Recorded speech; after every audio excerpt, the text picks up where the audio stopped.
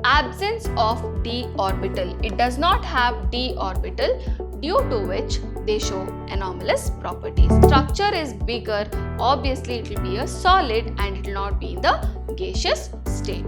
Gas itself will not catch fire, but it will support combustion. That is the first property. Some compounds are catalytically oxidized, that is, in the presence of catalyst they will undergo oxidation. What are oxides? A binary compound of the element with oxygen is called as oxides.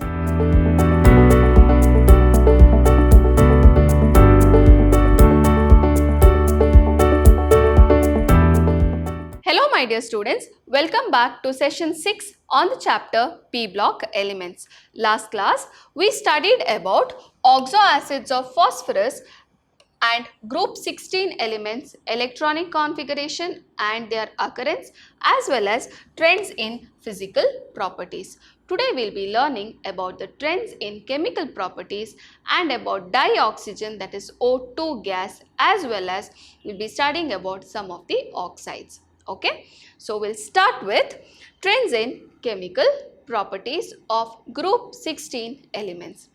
First is anomalous behavior of oxygen.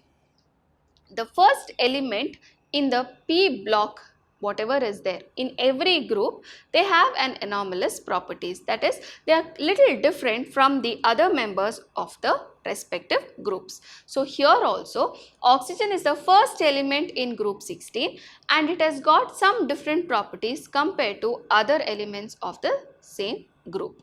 So why they show anomalous properties? One is because of the small size. So because of the small size they have a little different properties. We also learned some exceptions last class, isn't it? So that's because of the small size.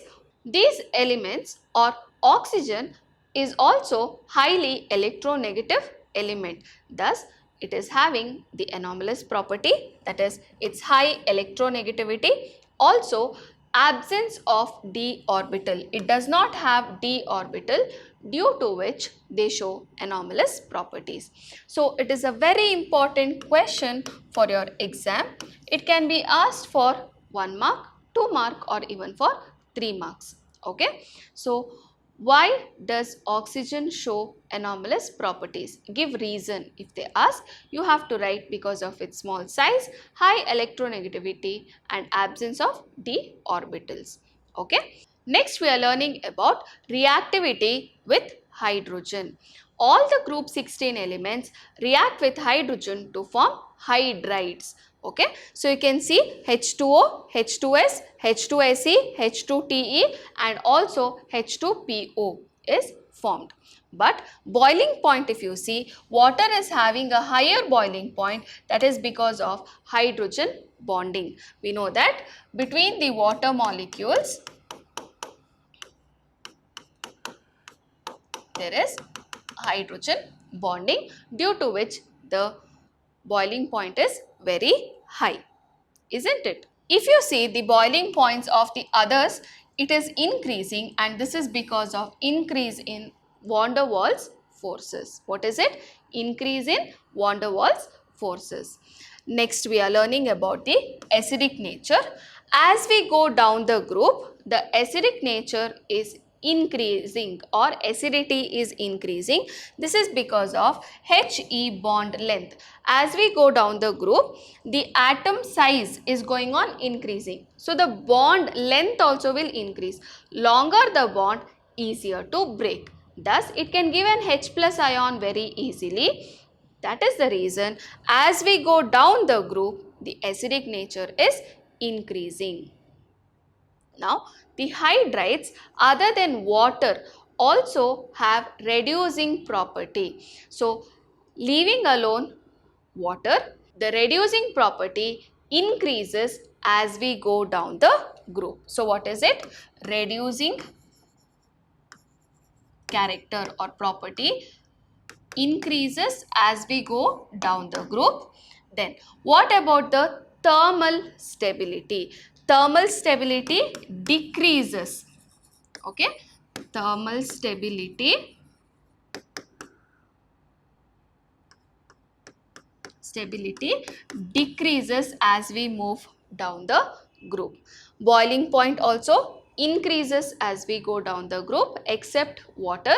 Similarly, water does not show reducing character as well, and acidic nature, what will happen? They also will increase as we go down the group. Okay, so that's about the reactivity of group 16 elements with hydrogen and what are the properties of hydrides. Next we are learning about reactivity with oxygen. Group 16 elements with oxygen can form two types of oxides, that is EO2 and EO3. For example, sulfur can form SO2, SO3, but also it will form SO, whereas selenium will form SeO2, SeO3. Similarly, tellurium also can form TeO2 and TeO3. Polonium also can form the oxides. So, what happens to the oxides? The reducing character of the dioxides decreases down the group. So, we are talking about only dioxides here. So, EO2, their reducing character decreases down the group. Acidity also decreases down the group. Acidity also decreases down the group.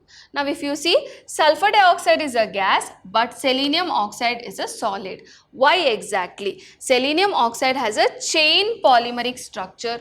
Because the structure is bigger, obviously it will be a solid and it will not be in the gaseous state. Okay, so that's about the reactivity with oxygen. Next is reactivity with halogen. It can form three types of halides, that is it can form EX2, EX4 or EX6. And what can be X?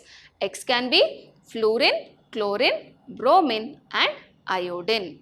Okay, and E can be oxygen, it can be sulfur, it can be selenium, tellurium, polonium. Okay, so the stability of halides decreases in the order. As the size of the halogen increases, the stability of the halides are decreasing. This is because the EX bond length increases, and as the bond becomes longer, I told you it is very easy to break. Okay, thus stability is also less because the bond length increases, size of the atom is increasing. So that is the first point. Next is among the halides, hexahalides. If I take only about EX6, if I see, okay, in EX6 only one which is more stable is the metal with F6 or element with F6. Okay, only hexafluorides are more stable because of steric reasons, because fluorine 6 atoms when it is there surrounding a element. Okay, fluorine is a small atom, but if I take chlorine, bromine or iodine, they become bigger and bigger and steric hindrance will be there. When steric hindrance is there, the stability will decrease. So among hexahalides, only hexafluoride is the one which is stable, and it has got hybridization of sp3d2 and also it has got an octahedral structure. Okay. Then coming to dihalides, they are always sp3 hybridized and it has got a tetrahedral structure. Okay, that is what is it? Dihalides. Which structure? Tetrahedral structure it has got and it is sp3 hybridized. Okay, so that's about the reactivity with halogen and about halides. Next we are going to detailedly learn about dioxygen or O2, about oxygen gas. First we will be learning about preparation of oxygen.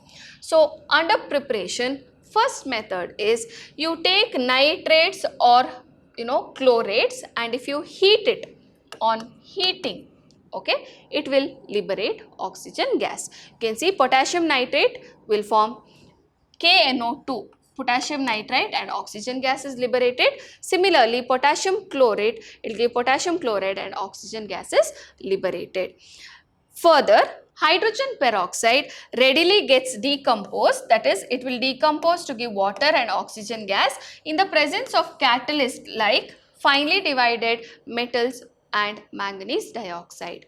Okay, so these are the first two methods. We have some more methods of preparation, that is by thermal decomposition of oxides of metal. That is, you take a metal oxide, heat it. Okay, thermally it will decompose, that is because of the heat it will decompose and it will give oxygen gas. So you take Pb3O4, it will give PbO and oxygen gas is liberated, or you take PbO2, when it is heated it gives PbO and oxygen is liberated. Similarly, you can take silver oxide, silver and oxygen is liberated, mercury oxide gives mercury and oxygen is liberated. So you can take lower metal oxides or the higher oxides of some of the metals. On heating it will liberate oxygen gas. Large scale we can prepare oxygen by electrolysis of water. Okay, electrolysis of water means you are taking water H2O under electrolysis, you will get hydrogen and oxygen. Of course, I have to balance this. So, this is the reaction in which you can prepare oxygen gas. Okay. Next, we are learning about the properties of dioxygen or O2 gas. Oxygen gas is colorless, we know that, it's odorless exactly, and it is slightly soluble in water, that is 3.08 cm cube in 100 cm cube of water at 20 degrees Celsius, it is soluble. So, it is slightly soluble in water and it is heavier in air. The small amount of oxygen is sufficient to support aquatic marine life. So, small amount of oxygen also is enough to support for their life. Next, there are three isotopes, that is 16, 17 and 18. It is paramagnetic in nature.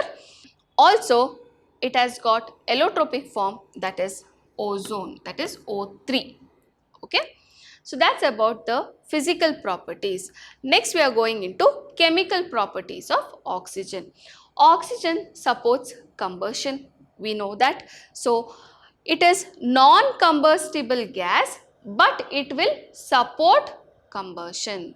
Okay. So, gas itself will not catch fire, but it will support combustion. That is the first property. It is very reactive element. It can react with metals and non-metals to form its oxides. Also, when this reaction is happening, we call it as oxidation reaction and lot of heat is liberated. Some of the reactions you can see here. Calcium with oxygen will give calcium oxide, aluminum with oxygen, aluminum oxide, phosphorus with oxygen, phosphorus oxide or pentoxide I can tell. Carbon, this is a non-metal if you see, carbon with oxygen, carbon dioxide, zinc sulfide with oxygen, it gives zinc oxide, that is metal sulfide will get converted to metal oxide when it is reacting with oxygen. So, methane if you see, it's a gas with oxygen, it will give, that is combustion reaction is happening to give carbon dioxide and water. So, these are the some of the reactions of oxygen gas. Also, some compounds are catalytically oxidized, that is in the presence of catalyst they will undergo oxidation, that is sulfur dioxide with oxygen in the presence of vanadium pentoxide will give sulfur trioxide. Similarly, HCl with oxygen in the presence of CuCl2 will give chlorine gas and it will form water molecule. So, some of the reactions require catalyst, some of the reaction does not require catalyst, but oxygen reacts with metal, non-metal, metal oxide, sulfides, okay, or it can be even oxides in the presence of what? Catalyst. Okay. So, these are some of the reactions of oxygen. Next, we are going to learn about the uses of oxygen. There are so many uses of oxygen, isn't it? Oxygen mixed with helium or carbon dioxide is used for artificial respiration, that is oxygen cylinders what we have. Okay. Next, liquid oxygen is important constituent for fuels in rockets. Next, we have liquid oxygen is mixed with finely divided carbon, acts as a dynamite in coal mining. So liquid oxygen, when it is mixed with carbon, it acts as a dynamite which is used in mining. Okay, oxygen is used as in oxyhydrogen or oxyacetylene flames in welding. In welding you can see the flame which is coming, that is oxyacetylene or oxyhydrogen flames, which is having a very high temperature. Okay, it is used in manufacture of metals, especially it is used in steel. We also have learnt in many metallurgical process where a blast of air is passed into the furnace, that is nothing but because oxygen has to react with the metals to form a metal, or for extraction of metal we are using. It's also used in hospitals in oxygen cylinders for mountaineering and high altitude flying. We use oxygen cylinders. Okay, next we are learning about oxides. What are oxides? A binary compound of the element with oxygen is called as oxides. That is, we have learnt oxides of nitrogen, isn't it? That is N2O or NO or NO2, N2O4. So many types of oxides of nitrogen we already have studied, isn't it? So except OF2 and O2F2, all the other compounds are called as oxides. These two are not called as oxides. They are called as oxygen fluorides. They are called as oxygen fluorides. Why? Fluorine is more electronegative than oxygen. Thus, they are called as oxygen fluorides. Okay. Some of the elements form many types of oxides like nitrogen you can see here. Oxides can be again of two types. It can be simple oxides, calcium oxide, aluminum oxide, or it can be mixed oxides like Fe2O3 and Pb3O4, etc. Okay, so oxides are further divided into four different types: acidic oxides, basic oxides, amphoteric oxides, and neutral oxides. So we'll learn each one of them. So the first one is acidic oxides. The oxide which combines with water and gives an acid is called as an acidic oxide. So first one, if you see example, sulfur dioxide, when it is mixed with water it can give sulfurous acid, or sulfur trioxide, when it is mixed with water it can give sulfuric acid. So if the oxide is mixing with water to give an acid, we call it as acidic oxides. These oxides are generally formed by non-metals. Metal with the higher oxidation state also gives oxides like SnO2, V2O5, CrO3, Mn2O7, etc. Okay, which are acidic with higher oxidation state. Next is basic oxides. The oxides which gives a base when it is reacted with water, we call them as basic oxides. Example, Na2O with water gives NaOH, that's a base. Calcium oxide with water, calcium hydroxide. Barium oxide with water, it gives barium hydroxides. These oxides are given by metals. So acidic oxides are given by non-metals. Basic oxides are given by metals. Okay. Next is amphoteric oxides. So amphoteric oxides are those which can behave like an acid as well as a base. For example, we have zinc oxide, aluminum oxide, etc., which are amphoteric. It can act as an acid as well as a base. You can see aluminum oxide reacts with sodium hydroxide and water to form a complex. Similarly, aluminum oxide reacts with acid also to form aluminum chloride and water. So it will react with a base as well as an acid. Okay, then we call it as amphoteric oxides. Okay. Last one is neutral oxides. The oxides which neither are acidic nor basic, we call them as neutral oxides. For example, water, CO, carbon monoxide, N2O, NO are the neutral oxides. Okay, so that's about the oxides. They are of four types, isn't it? Acidic, basic, amphoteric, and neutral oxides.